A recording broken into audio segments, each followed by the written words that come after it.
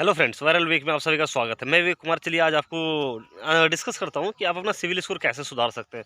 Actually ये video बहुत ही important है और काफ़ी रिक्वेस्ट के बाद मैं ये वीडियो बना रहा हूँ। हो क्या रहा है कि जो मैं लोन के सेगमेंट में काम करता हूँ तो उसमें होता क्या है कि बहुत सारे लोगों का सिविल स्कोर ख़राब होता है और एक्चुअल में अगर मैं बात करूँ तो उनको पता ही नहीं होता है कि सिविल स्कोर आखिर है क्या चीज़। इनफैक्ट मैंने बहुत से पढ़े लिखे लोगों को भी देखा है जिन्होंने बीटेक किया हुआ है, इंजीनियरिंग किया, उनको प्रॉपर नॉलेज नहीं है कि सिविल स्कोर है क्या चीज़। ठीक है, तो सबसे पहले हम बात करते हैं सिविल स्कोर आखिर है क्या चीज़ और सिविल स्कोर को कैसे सुधारा जा सकता है। ये दोनों ही चीज़ों पे हम डिस्कस करेंगे आज। और वीडियो कुछ ज़्यादा बड़ी नहीं होगी, 7 से 8 मिनट का वीडियो होगा, लेकिन आपको बहुत कुछ इसमें सीखने को मिलेगा।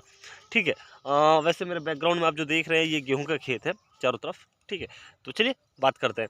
तो सबसे पहली बात, सिविल स्कोर होता क्या है। सिविल स्कोर देखिए, एक्चुअली में एक स्कोर जनरेट होता है जब आप कोई लोन लेते हैं।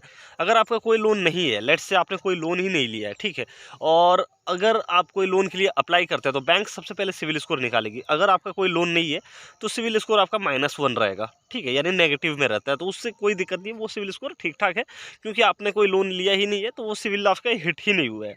तो इसलिए -1 पे बैंक्स लोन दे देती है। कुछ बैंक्स नहीं भी देती है, but most of the banks -1 civil score पे लोन दे देती है, उसमें प्रॉब्लम नहीं करती है। ठीक है। सेकंड अब आ जाता है सिविल स्कोर होता कहाँ है। तो सिविल स्कोर 900 तक मैक्सिमम होता है, और 900 यानी 750 के ऊपर या 700 के ऊपर भी अगर आपका सिविल स्कोर है तो वो बहुत ही अच्छा एक सिविल स्कोर माना जाता है। इनफैक्ट 750 के ऊपर है तो वो एक्सट्रीमली बहुत बहुत बेहतर सिविल स्कोर होता है।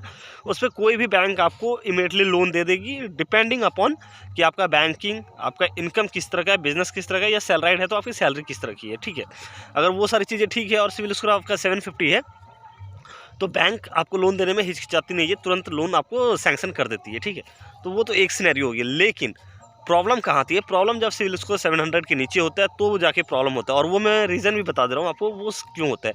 लेट्स से आपने कोई 2 व्हीलर 4 व्हीलर कंज्यूमर लोन, कोई भी तरह, किसी भी तरह का लोन आपने लिया हुआ है। ठीक है, तो वो लोन लेने के बाद होता क्या है कि किसी कारणवश, ठीक है, मे बी मान के चलिए, मैं जैसे एग्जांपल ले लेता हूँ कि कोरोना के पहले लोगों की सैलरी वगैरह, जॉब वगैरह बहुत अच्छा चल रहा था, बट सडनली कोरोना आया और कोरोना में बहुत सारे लोगों की एम्प्लॉयमेंट चली गई या फिर बिजनेस ठप हो गया। तो उसमें दिक्कत क्या होता कि पैसों का क्राइसिस आ गया था, प्रॉब्लम हुई थी, बहुत सारे लोगों को पैसों का प्रॉब्लम हुआ था, बहुत सारे लोगों की जो EMI चल रही थी वो बाउंस हो रही थी कंटिन्यूस। तो ऐसे सिनेरियो में आपका सिविल स्कोर ख़राब होता है। ठीक है, अब बैंक ये नहीं देखता है कि आपके साथ प्रॉब्लम क्या हुआ नहीं हुआ, उससे बैंक को कोई लेना देना नहीं होता है। बैंक को सिर्फ मतलब है कि उसका EMI जो है अगर 10 तारीख को कटना है तो वो 10 तारीख को आ जाना चाहिए बैंक में। ठीक है, बट इस सिचुएशन में बहुत सारे लोगों का EMI बाउंस हुआ था, और EMI बाउंस होने के कारण उनका सिविल स्कोर डाउन हुआ। ठीक है, अब जिनको पता नहीं है उनको मैं बताता हूँ, अगर आपका एक भी EMI बाउंस होता है तो वो सिविल स्कोर में दिख जाता है। ठीक है, लेट्स से आपकी EMI की डेट 10 तारीख है, आपने 10 तारीख को पेमेंट नहीं किया।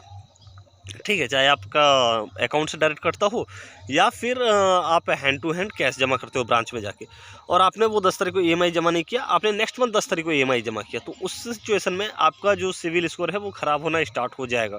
क्योंकि जो भी बैंक्स है वो आपका जो डिले पेमेंट है वो रिपोर्ट करेगी सिविल में, और वो फिर आपके सिविल स्कोर को इम्पैक्ट करेगा। यानी वो सिविल स्कोर अगर आपका 750 है और आपका एक पेमेंट ड्यू है तो ईजिली 10-15 पॉइंट आपका नीचे आ जाएगा सिविल स्कोर। तो इस चीज़ से बचना है आपको। जब भी आप कोई भी लोन ले रहे हैं उसका EMI पेमेंट टाइमली करें, हो सके तो एक EMI हमेशा अपने पास एडवांस रखें कि कोई क्राइसिस, कोई प्रॉब्लम आ जाए तो उस प्रॉब्लम के समय में आप वो EMI पेमेंट टाइमली कर सके। ठीक है, अब दूसरी बात करते हैं कि लेट्स सपोज किसी का सिविल स्कोर ख़राब हो चुका है तो वो अपने सिविल स्कोर को कैसे सुधारे। तो सबसे सिंपल सा एग्जांपल है और सबसे मेजर कारण बताऊँ, सबसे ज़्यादा सिविल स्कोर जो ख़राब होता है वो यूथ का ख़राब हो रहा है, जो स्टूडेंट्स होते हैं उनका ख़राब हो रहा है। इनफैक्ट जो अभी नया नया जॉब स्टार्ट कर रहे हैं उनका भी सिविल स्कोर ख़राब हो रहा है। रीज़न मैं बता रहा हूँ क्या रीज़न है। रीज़न सिर्फ एक है कि जो नए जॉब पकड़ते हैं या फिर मान के चलिए स्टूडेंट्स हैं तो उनको क्रेडिट कार्ड मिल जाता है बड़ी ही आसानी से। ठीक है, इनफैक्ट उनको तो बहुत आसानी से मिलता है जो अभी रिसेंटली प्लेसमेंट के थ्रू या किसी और प्रोसेस के थ्रू जॉब पकड़े। तो क्रेडिट कार्ड में प्रॉब्लम क्या होता है कि क्रेडिट कार्ड में एक्सपेंसेस की कोई लिमिट नहीं होती। आपको मैं लेट सपोज मान लीजिए 2 लाख का लिमिट है, आपकी इनकम 50,000 रुपये महीने की है, क्रेडिट कार्ड जब आपके पास रहता है तो आपको खर्च करने की कोई लिमिट नहीं रहती और आप एक्सेस खर्च कर देते हैं, और एक्सेस खर्च करने के बाद जब महीने के एंड में बिल आता है तो वो आपकी सैलरी से ज़्यादा होता है। तो ऐसे सिनेरियो में आपका सिविल स्कोर ऑब्वियस ख़राब होगा ही। अगर आप क्रेडिट कार्ड का पेमेंट मिस करते हैं तो ऑब्वियसली ख़राब होगा। लेट्स सपोज मैं मान के भी चलता हूँ कि 2 महीने 4 महीने आपने मिनिमम अमाउंट ड्यू पे किया तो भी कोई इम्पैक्ट नहीं होगा, लेकिन एक मोमेंट ऐसा आएगा जब क्रेडिट कार्ड का जो पेमेंट है बहुत ज़्यादा बढ़ जाता है और उस सिचुएशन में आपका सिविल स्कोर बाय डिफ़ॉल्ट ख़राब होना स्टार्ट हो जाता है। अब चलिए बात करते हैं कि सिविल स्कोर ठीक कैसे किया जाए। लेट्स सपोज से आपका कोई पेमेंट ड्यू है, मान के चलता हूँ मैं 2-3 लोन से आपके चल रहे हैं और तीनों का चारों का पेमेंट आपका ड्यू है। आपको सबसे पहले तो वो सारे पेमेंट्स क्लियर करने होंगे सिविल स्कोर ठीक करने के लिए।